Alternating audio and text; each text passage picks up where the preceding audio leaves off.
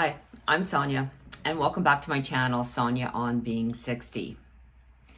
In my last week's video, I talked about the fact that I follow pretty much a a low carbohydrate way of eating.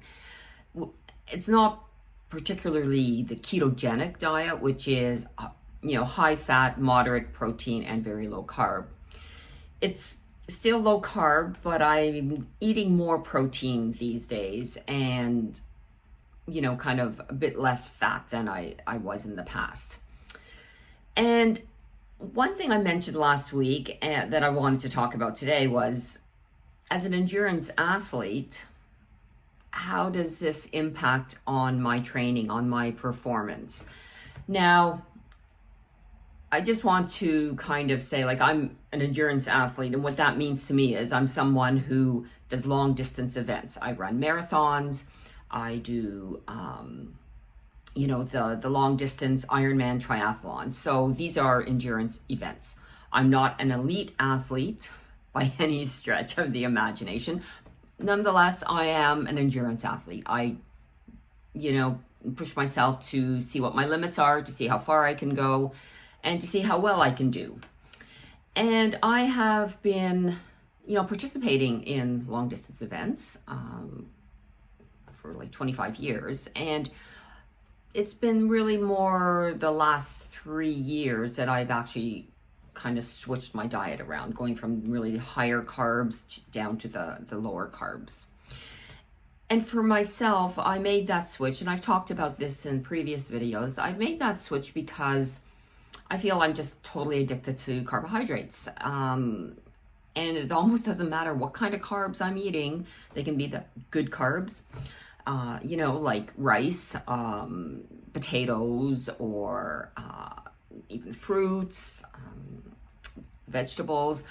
I can still overeat on those, just as I can very easily overeat on anything that's very processed, like very high in sugar, like more the plain, like the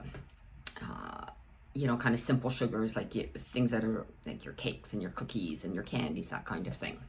So I made the switch to go lower carb, just so that I can get rid of that addictive behavior. And I mean, following the protocol of higher fat, the moderate protein, low carb, totally gotten rid of any kind of those addictive behaviors that I had when it came to food.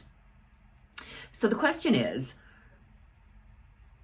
A, is it sustainable to follow this way of eating, especially as someone who participates in endurance events? If you go and Google, what should an endurance athlete eat? What comes up primarily is that they should be eating high carb. Primarily everything that is listed is endurance athletes need a lot of carbohydrates.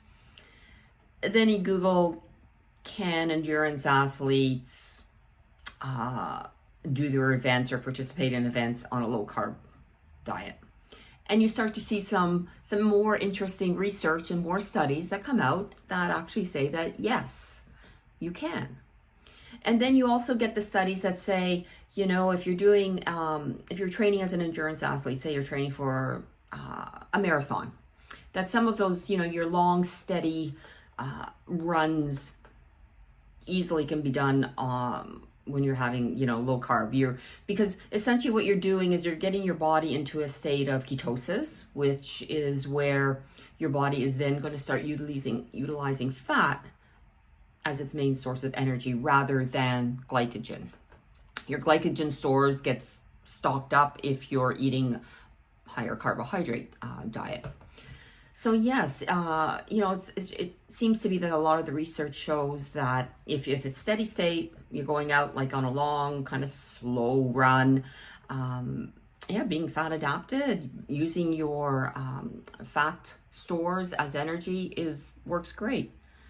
And then the research then is saying too that if you're doing some higher intensity, or if you are in a competition where you do have to have some higher intensity periods, that you would probably be better served having some carbs in your diet. So it's very confusing, right? Like you can read studies that contradict each other, that one says this is the way you should go, one says this is the way you should go, one says that's the way you should go, one says it's a hybrid, whatever. Personally, I fully believe that we're all like an experiment of one, the n equals 1, that individually we need to figure out what works best for us.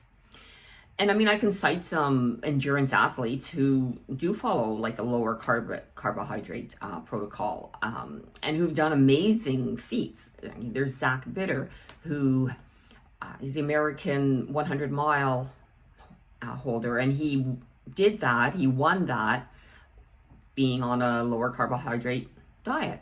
Now, I will say too, in reading some of the,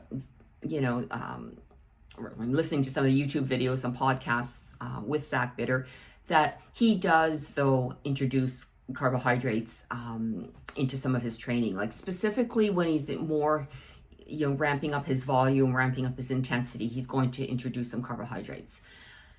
And it probably isn't necessarily a typical high carbohydrate diet, but it's certainly going to be more than a restrictive, let's say, ketogenic type diet. There's also this couple, 2 rowers, Sammy Innokin and Meredith Long, who I think it was back in 2014, they rowed from California to Hawaii. They did it in a record of 45 days, and during the whole period, they were on a very high fat, low carbohydrate eating protocol. Yet they managed to break the world record for that. It just goes to show that everybody's different. Everybody's needs are different. What one person can do with their diet is different than, what someone else can do with their diet. For myself, I find I do great on having a low carbohydrate diet. In fact, I did a little bit of an experiment on myself a few weeks back. And I think I want to repeat this experiment, and I'll tell you why. So what I did was, Saturday mornings are my long runs. So one Saturday morning, I said I'm going to have a fairly large carbohydrate meal. Then the next Saturday, I was going to have a high fat meal. The following, high protein, and then the fourth one was going to be fasted. I was just going to have a cup of coffee. So every Saturday morning, I started off with 2 cups of coffee, and I was going for a 20K run. When I had the higher carb, and come clean what I had what used to be my typical pre-long run meal, if you will, and that would be a donut. Very high sugar, very carby. That run, my tummy was so upset. Like, it just bugged me the whole time. And I mean, that's probably partially because I haven't had donuts in a very long time, or I haven't had like really that high boost of sugar injected into my body. The following week, when I had the higher fat, and I went to McDonald's and I got 2 sausage patties and an egg, and I just didn't eat the bread. I felt fantastic. That run was great. My tummy was good, lots of energy. The third week with the high protein, I had a protein shake, so it was very high protein. Again, my tummy was a bit off. I don't know if it was just a protein powder, but my tummy was off. I mean, I had energy, but the tummy gave me issues. And then the fourth week, where I didn't have anything except coffee, it was fine. It was fine for 20K. I had lots of energy. I didn't have any tummy issues. Now, one thing too, though, that I didn't do was on the Friday preceding the run, my meals on those days were different all 4 weeks. So I want to replicate this experiment and have the same meal every Friday, but then kind of go through the same process and just measure how I felt.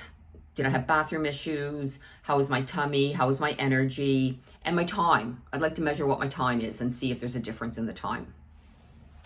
Now, I also want to do this on a speed workout day. I want to see if having carbs the day before and then pre-run can impact my performance. So again, I'll do 4 different things, 4 weeks. Let's say my speed workout's on a Wednesday. So on Tuesday, maybe one Tuesday, I'll just follow my regular, high protein, low carb, same thing in the morning, have, the same meal. I'll do again, the low carb kind of thing, and then maybe be fasted.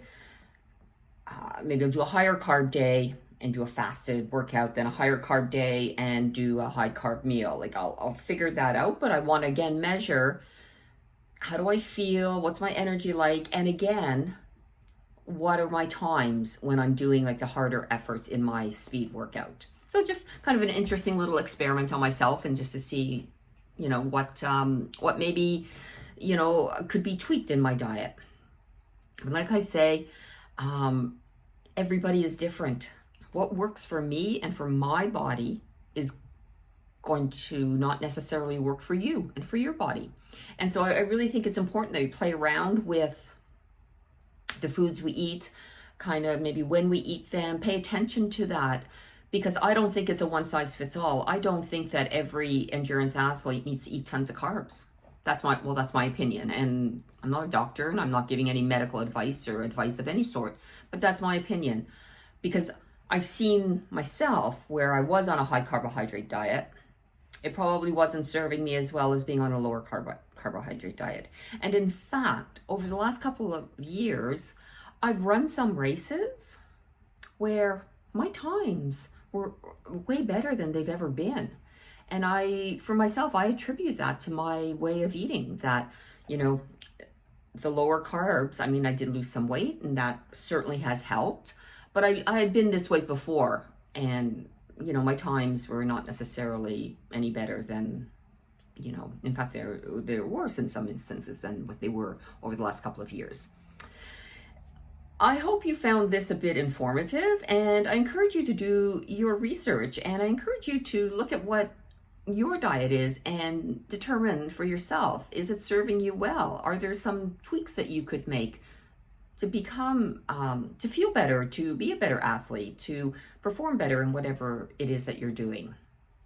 So until next time, have a wonderful week.